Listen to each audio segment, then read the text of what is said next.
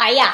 The English language is a great many things, but I think the most important thing to note is that it's beautiful. We've got all these incredible sounding words like candy, flabbergasted, contour, fantasia, lackadaisical, chocolate, germinate, mucus, ointment, panties, fungus, moist.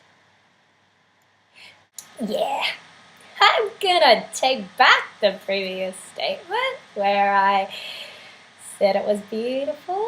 Regardless of the element of disgust, it is a fun and interesting language to learn, although I do feel sorry for foreigners when it comes to learning some of our colloquial sayings. There are some things that I've been saying most of my life that I couldn't explain to an international visitor if you paid me in Abercrombie models. However, I am going to attempt to explain some of them now. So, if anyone's willing to pay me in Abercrombie models. So I'm just Googling some of our common analogies. Oh God, poor foreigners. Dead as a doornail. Why are we accusing a doornail of being dead? This is an object that has never been alive before. It's not as if it's been in like a paralytic coma and then it's been pronounced dead.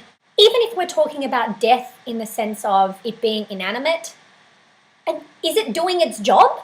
I mean, is it making the door hinge open and close? Yes, it is, because it's a doornail. It's given life by the people who are going in and out of the door. It's constantly working. And why are we picking on a doornail? I mean, of all the things, what about a rock? Dead as roadkill. That makes more sense because it's just been killed. This is a death that has happened recently. Dead as Julia Gillard's political career. Too soon? But this is not the only random object that we bizarrely force human traits onto.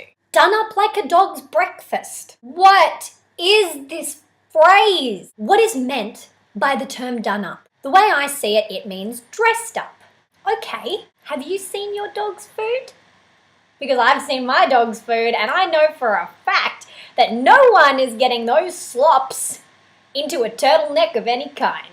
And even if you could produce some kind of lumpy get-up out of your dog's breakfast, would we really call that done up? I don't think so. Somehow. No.